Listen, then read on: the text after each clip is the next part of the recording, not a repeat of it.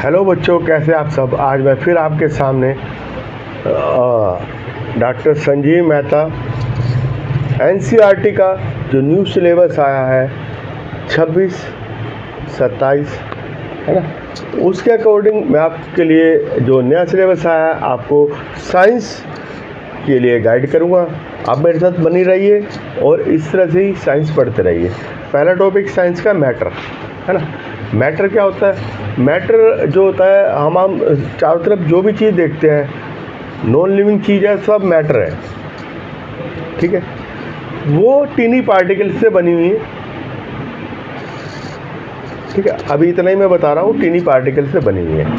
सब क्या एटम कहते हैं, ठीक है।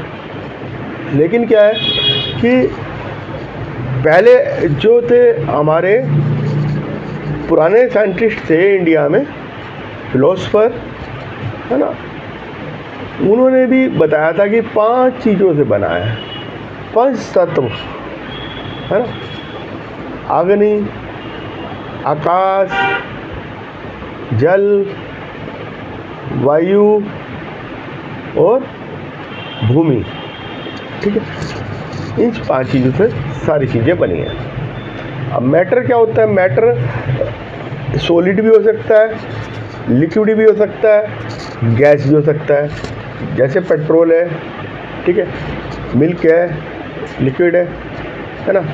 आपकी ये वुड होगी, है ना, स्टोन होगा, मेटल्स होगी, ये सब सॉलिड है। और गैसेज एलपीजी, सीएनजी, ये सब गैसेज होती हैं, है ना।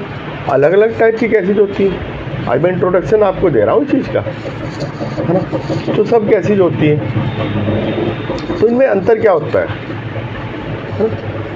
मैटर का क्या है कि मैटर जो होता है, उसके जो पार्टिकल्स होते हैं उनके बीच में स्पेस होता है ना। जब हम मान लो शुगर को डिजोल्व करते हैं वाटर के अंदर, है ना, तो वो थोड़ी देर बाद डिजोल्व हो जाती है। कहाँ जाती है शुगर? तो पार्टिकल्स के बीच में जो वाटर के स्पेस होता है वो उसके अंदर चली जाती है, ठीक है, डिजोल्व हो जाती है। पोटेशियम परमांगनेट को आप एक 100 उसमें डालो, है ना, 1 ग्राम को 100 ml पानी में डालो, ठीक है। उसके बाद उसको फिर 200 में डालो, फिर 300 में डालो। आप देखो धीरे धीरे धीरे धीरे उसका कलर कम होता चला जाएगा, ठीक है। तो वो स्पेस ले जा रहे हैं पार्टिकल ले जा रहे हैं, और वो जो वो बड़े पार्टिकल्स हैं पोटेशियम परमांगनेट के, वो छोटे होते जा रहे हैं, ठीक है। वो टूट रहे हैं पार्टिकल जब तक टूटता रहता है जब तक वो एटम की फॉर्म में नहीं आता। सबसे छोटा एटम ही होता है, ठीक है। तो डिजोल्व हो जाता है, वाटर डिजोल्व हो जाता है। और अब हम मैटर को फिर उसमें डिवाइड कर सकते हैं, सॉलिड, ठीक है, लिक्विड और गैस। नंबर 1 आप सॉलिड पे आ जाओ। सॉलिड है ना, जिनकी शेप एक तरह से परमानेंट होती है, ठीक है। वॉल्यूम भी परमानेंट होता है, साइज भी परमानेंट होता है ना। उसको इतने उनके पार्टिकल पास होते हैं कि जैसे आपने एक आयरन का पीस ले लिया, एक आपने चौक का पीस ले लिया, एक उसका लिया। आप देखें ना, वो तोड़ने में आयरन को देर लगेगी, उनको आसानी से हम तोड़ सकते हैं। चौक को आपकी मिट्टी का पार्टिकल हो गया, पत्थर हो गया, उसको आराम से तोड़ सकते हैं। आयरन को आयरन अपनी शेप चेंज कर लेगा। हम उस पर अगर हम क्या करते हैं, हैमर से उसको ठोकते हैं तो शेप चेंज कर लेगा, ठीक है। तो पर्टिकुलर उनके बीच में फोर्स ऑफ अट्रैक्शन पार्टिकल में काफ़ी होता है। अब जो लिक्विड, अच्छा, सॉलिड फ्लो नहीं करते, जहाँ पे रखे वैसे के वैसे रखते हैं। लिक्विड क्या फ्लो करता है, एक लेयर दूसरी लेयर के ऊपर फ्लो करती है। पार्टिकल जो है सॉलिड की बजाय थोड़े गैप ज़्यादा होता है उनके अंदर, ठीक है।